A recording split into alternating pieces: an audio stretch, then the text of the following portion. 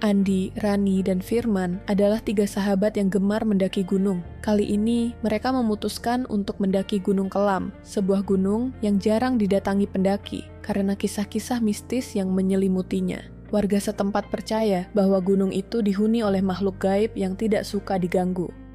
Tetapi ketiganya mengabaikan peringatan itu.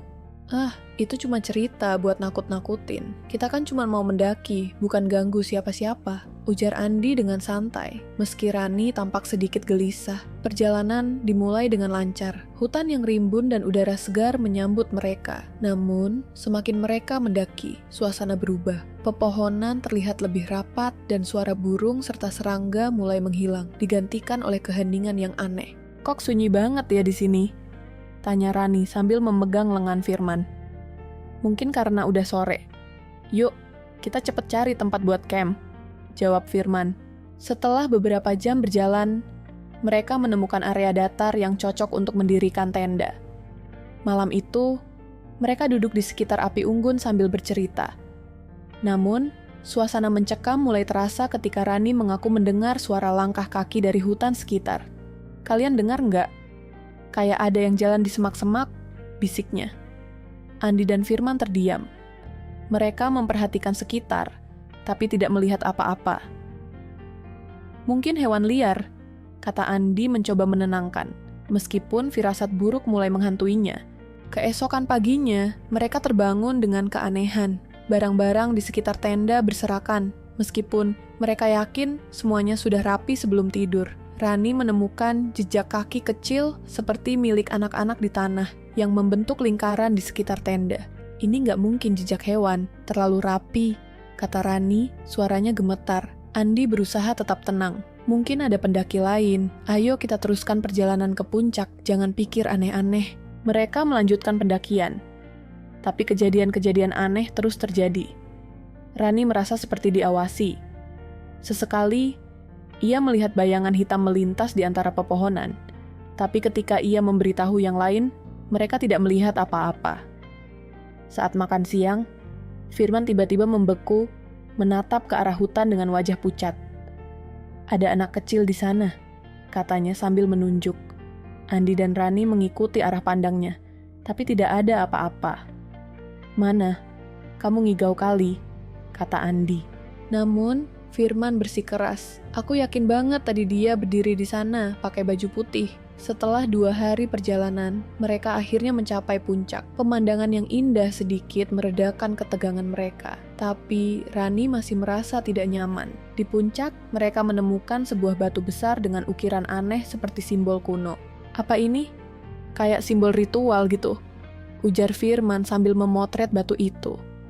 Namun, Rani merasa ada yang salah. Ia merasa simbol-simbol itu mengintai mereka, seolah-olah mereka tidak seharusnya berada di sana.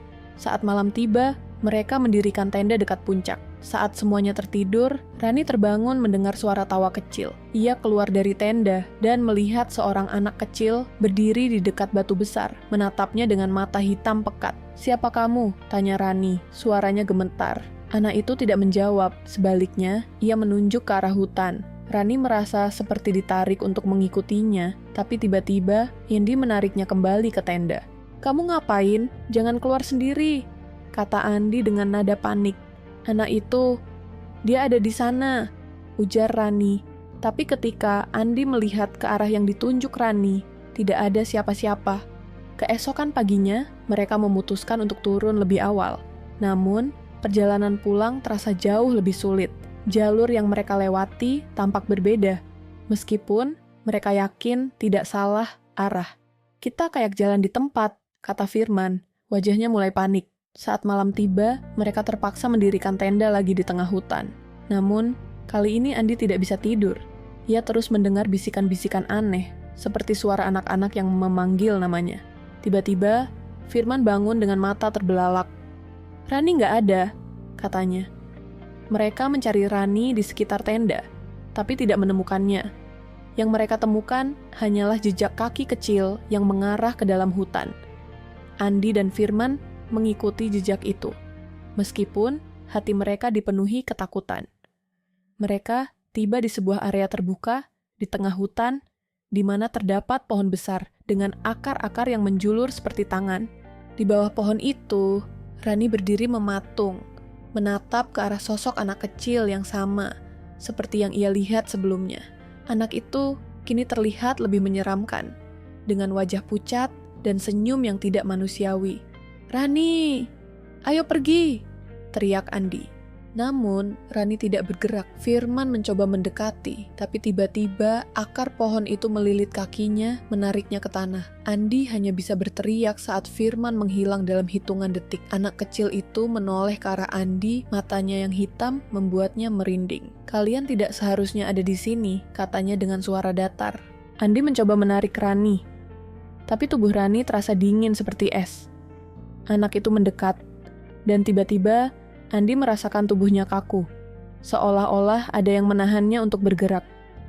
Beberapa hari kemudian, tim pencari menemukan tenda mereka, tapi tidak ada jejak Andi, Rani, atau Firman. Yang ditemukan hanyalah ponsel milik Andi, yang berisi foto-foto dari perjalanan mereka. Foto terakhir menunjukkan sebuah gambar buram dari anak kecil berbaju putih, berdiri di depan batu besar di puncak gunung. Hingga kini, tidak ada yang tahu apa yang sebenarnya terjadi pada mereka. Gunung Kelam tetap menjadi misteri yang tidak terpecahkan, dengan cerita-cerita horor baru yang terus bermunculan dari para pendaki yang berani menantang larangannya.